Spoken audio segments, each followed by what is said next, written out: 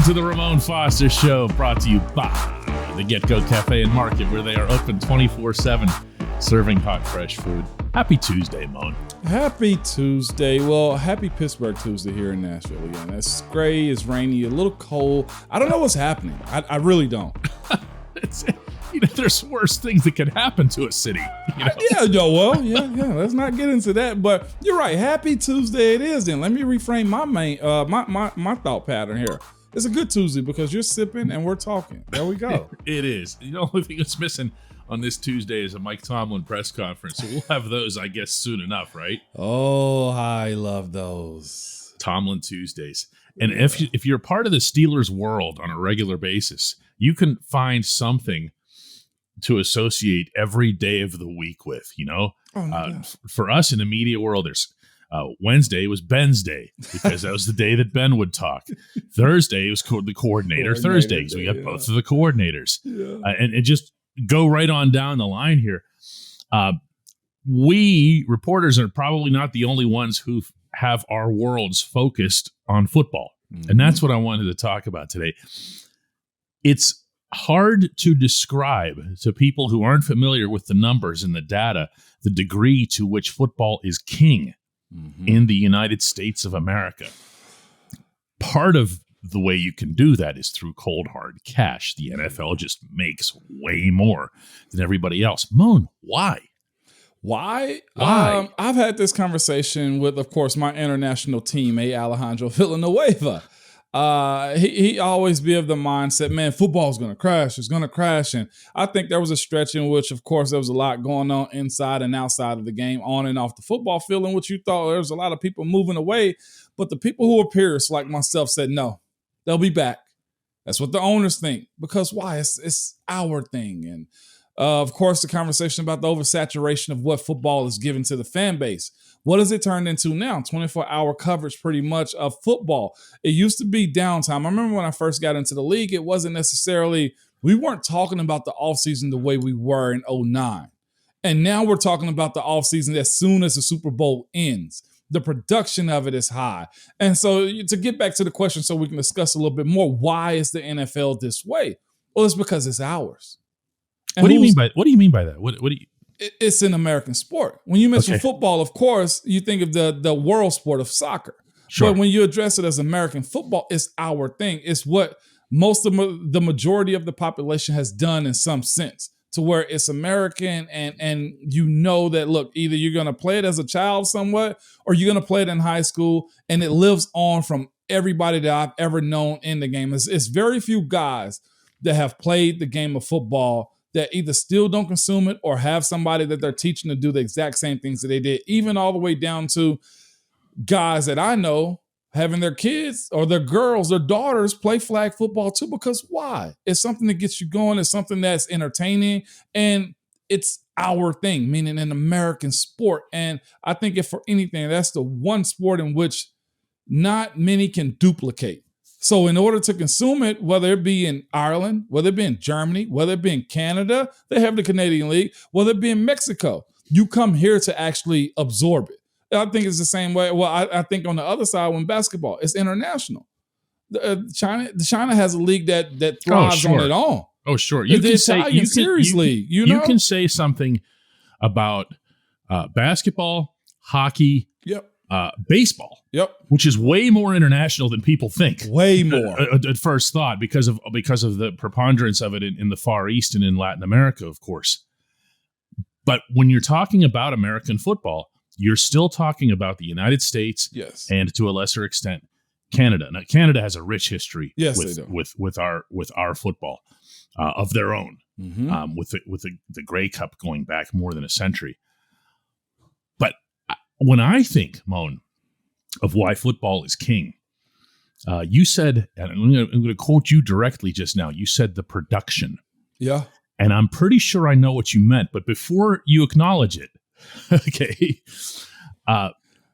the production to me, so I'm a little bit older than you, goes back to my childhood and NFL films and John Facenda and the Frozen Tundra and everything else. Football has done the most beautiful job and continues to do the most beautiful job of making itself larger than life. Mm-hmm. We continue to see that with the NFL films crew, which I'm sure was a pain in the rear end for you guys when you were on the field and these little dudes running around with the cameras and the mic. But they make the sport accessible and visible and larger than life to everybody. Do you know what I'm saying? No, that's exactly what it is. And that's why I said the production of it, like football is a sport that I tell anybody is whatever you say you're going to do, you better go do it. Because if you're the baddest man walking the planet, well, guess what? Go put on your pass and let's see. And it's the human aspect of it also, to where it engages you so much to where the ups and downs, where it's like life almost in a sense. And then I tell anybody, like, football is a season, the same way spring breaks, the same way winter hits, the same way the fall. When August hits and camps are going on, not just in high school, but middle school. My kids are now doing spring practice in middle school ball. I, in the 90s, never had that effect, okay? But that's how much the game has grown to where you better consume it. You better be you better flourish at every level in it, because if you don't, you get sniffed out. And I think that's the way people view life. And it also puts you in the sense of the dangerousness of it, okay? Like, as much as we want to be very PC about how we look at life, football is that one thing I think we all excuse, because it goes into you want to see the hits. Yes. You want to see the crazy things that happen on the field and be all in the same sense. Like, if you really apply yourself to a certain degree, you can achieve some of those same things as far as touchdowns, as far as being a quarterback, as far as being you can find your way in football. Football perseveres. Yeah. I know that one of the least popular stances I've ever taken as a columnist was around the time of the anthem flap. Yep. And you heard, in particular, I'm not going to get into anything political on this show, but you heard in particular from one side of the political spectrum, that's it, man, we're done with football. That's it. The NFL is, look at the ratings dropping. Okay, the ratings never dropped. They never did. They never did. Okay. They didn't come close to dropping. With the Ray Rice incident. Yeah. A lot of that was directed at Goodell, but some of it was just at football in general. Mm-hmm. And nothing came of it. Nothing. Okay. Nothing came of it from the popularity. Not long term is what you're saying. Not long term. Yeah. Okay. There wasn't a ratings drop. There wasn't a popularity drop. CTE and concussions, scary stuff. Okay. We're worried about it. But I remember I was conducting a concussion symposium here in Pittsburgh, and Merrill Hodge was one of the panelists. Mm-hmm. And when I turned to Merrill on this stage and brought up football being in trouble, oh, man, you'd think I was a Denver Bronco in a playoff game. He was going to steamroll me. Okay. Yeah. He was like, he got literally angry about it. Mm-hmm. You don't understand. Football is going to persist. We will continue playing football, including at the youth level in this country. It's part of who we are. And to that point, as much as I know about the game, my kids are still out playing football. How about that? And other sports. And other sports too. And we can get into that later. But yeah, in other sports too. When we come back, what's Tyrann Mathieu actually worth?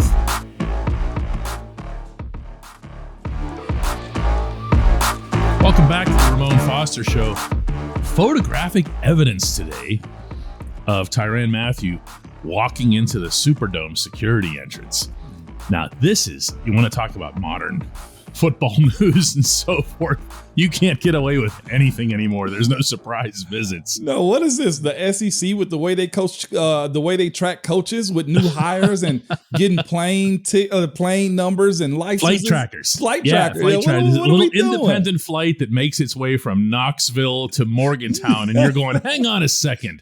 Hang on a second. Is this the new NFL? What kind of plane flies from Knoxville to Morgantown? This must be. I've seen that. It's great. Yeah, no doubt. So Tyrann Mathieu is still out there. Mm-hmm. Tyrann Mathieu is still a very, very good football player. Mm-hmm. What's he worth? If you're the Steelers, regardless of getting into, he can fit or strong safety, free safety, whatever else here. What's he worth to the Steelers? Is he worth an overpay, Moan? Is he like your impact guy that you add to the defense? And if so, why isn't he signed yet? Well, the old credo is you're worth what the market pays you. It's usually how it goes. And I'll say this too about Tyrann. If it is true that he was reported, photographic evidence that he was in New Orleans, well, I know this. If Pittsburgh wants him, Well, the price just went up because now they got two teams they're bidding against. That's how it works. And negotiations is, man, look, the team is going to send you an offer. Well, because of that, if another team is also interested in you, well, now we got a bidding competition. And truth be told, so let's go back to the early parts of free agency. That's what Chooks went through, Okorafor. People were kind of, upset about his price. Oh, that's too much. No. That's what the market suggested, because even I knew that he had two other teams bidding on him. Pittsburgh felt they wanted to keep him. So to Tyrann Mathieu is this. When it comes down to what his value is, I'll say this too. I don't know what the starting number is for a guy that's about to go into his 10th year. But with that being said, he is always available. He's always a guy that's going to make a play around the ball. Even his college film was probably one of the most insane just tapes I've ever seen from a guy playing that position of safety. He is a ball hawk. He knows how to tackle. He will tackle. And also just looking at, Pro Football Reference as far as his availability, this guy is a guy that completes the season. There's 1 year in which he was below the line as far as his availability. And that was 2014 by playing 49% of the snaps. I think he ended up long time ago. Even last year, the last 5 years, he's played over 5,000 reps. And he's been there over 90% of the time. He's going to be there for you, so you can count on that. His history says that's true. But like I said, the other side is the devaluation of safeties in the NFL is almost correlated to what running backs are for the most part. Unless you find a special one. And I think, of course, Honey Badger's a special guy. I think Minka's a very special guy. I think Jamie Collins, what's the Collins from with the Washington Commanders? He recently just got cut. Very special guy. And then you have Seattle's safety, Jamal Adams. Yeah. Very special he's guy. More of a throwback. Yeah, I guess the worst terminology you can ever use with a former union player rep is overpay, because I say you're gonna go, oh, no such thing as overpay, and you did right away. Like, there's no such thing. Well, he's worth whatever he's worth. Yeah, but sometimes to win an open market competition like this, you do have to have an overpay, and you do have to get creative in how you structure. You can front load, you can have more guaranteed money and everything else, and that's what I'm wondering here. Is Tyrann Mathieu that guy where you would just say, you know what, heck with it. Okay, this guy makes us so much better. Yeah. And the other part of it, though, is the front office going to be realistic in their level of being able to compete too? Like, do you sell out for a guy and, let's say, overpay for what the market suggests for Tyrann Mathieu if your team really doesn't stand a chance to go the distance? And I think sometimes front offices know that, DK. Not the people you worked for. Come on. Let's be real here, DK. I mean, these guys, they go into every season thinking they can win it. Hey, look, of course, at a price you will. Okay. And a price you will, and Pittsburgh's always done that, but this is new air for Pittsburgh right now. No Ben, okay? 3 guys battling it out at quarterback, which we all think that is the most important position on the team, and especially for Western PA right now. What is that position going to look like? So if you really think Mr. Trubisky or Dwayne Haskins or Mason Rudolph is your guy, do you sell out and pay for a guy like Tyrann Mathieu if you are not in the race? Let's be real about it.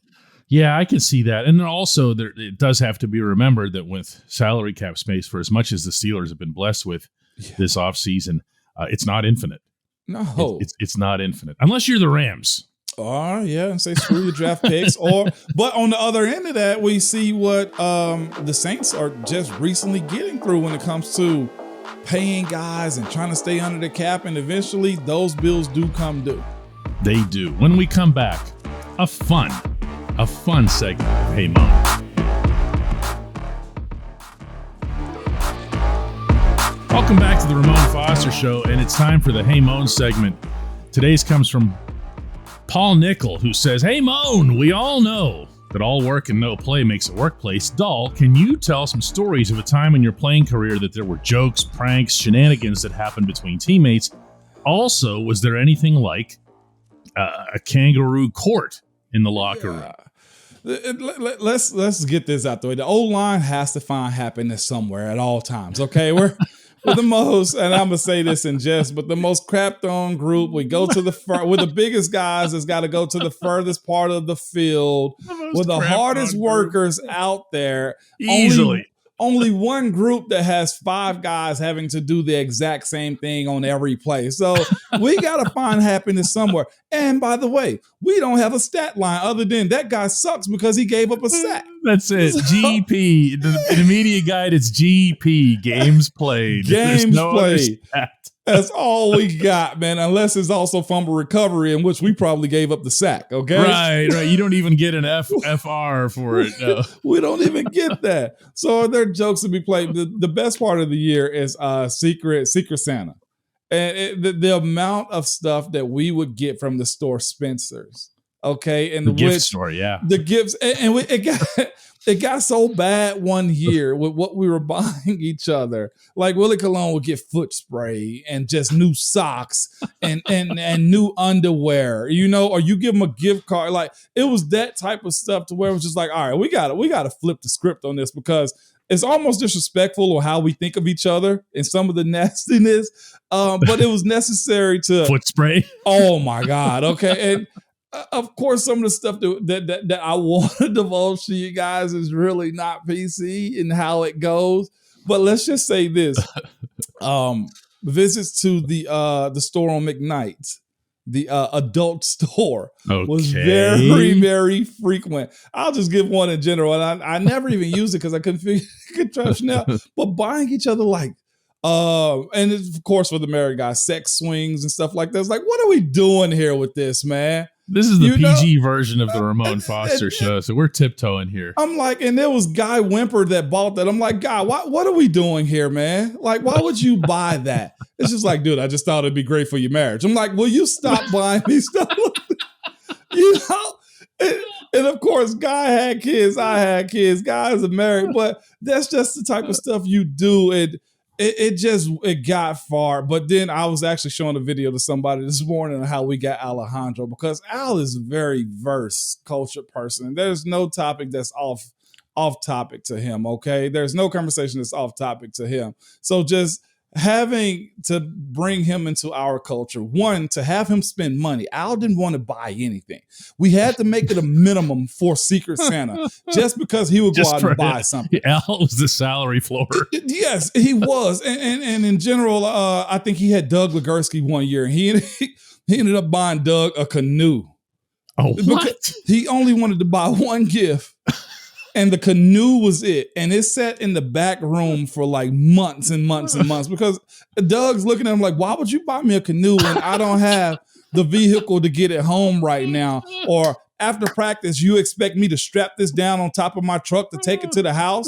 Like, no. So those were the things that we would get. And it's a lot of fun that goes into it. And of course, we're habitual line steppers in how we go about it. But And of course, what was the kangaroo system? Mm-hmm. So we did have a fine system. You had a fine system. Who was the authority in that? A charity system. I don't want to get anybody in the allegation, but I was the chairman of it. Why? Because the older guys trusted me with the money, and they. That's basically what it was. You can't trust the union rep to hold on to your cash. Who can you trust? And nobody wanted to be the guy to go ask for the money by the end of the week. Hey, man, where's your bread at? We need that because if I don't get it Friday, it's going to be doubled on Saturday morning. So bring the money in. So we have those little types of things to where farting in the room can't do that. Like, no. Keeping the fridge stocked with drinks. Why? Because we got to stay hydrated. What was the fine for cutting? What was the fine for cutting the cheese in the room? $50 easily. And if it was bad, we you gotta watch what you eat before you go in there. Exactly, or step out of the room. Like nobody wants to be in there with your flatulence all around the room. So it was that. Bad hygiene was always another one. If it was a Thursday and we get out of there early on Thursdays because we're trying to go to Marquise's house, if you're holding us up for with dinner. The meetings, for dinner. Which is another meeting. If you hold us up from that's $100 for stuff like that. So it was just a bunch of like small things. But I'll say this, after all it was said and done, we have a good like piece of change that we collect throughout the year. And we talked about the cafeteria staff. We'd all tip them at the end of the day. Oh, that's cool. I did not know that. That's what you meant by the charity. Okay. And so that's why we'd also get mad when guys didn't pay their fines. Like, dude, this is bigger than you. Pay the freaking money so we can give it up to somebody else, man. What's wrong with you? Freaking rich guy. You know, the cycle of life here, though, is fascinating because if you're in the cafeteria and you are aware of this, you're serving nothing but baked beans like constantly. You know, you're just like, look at the tip jar, dudes. This is great. More baked beans for everyone. More baked beans and broccoli and greenery. We got to keep you guys regular. I hate for this episode to end, but somehow we have to revisit this subject again someday, Moan. Moan, let's do another show tomorrow. No doubt. I'm here for it.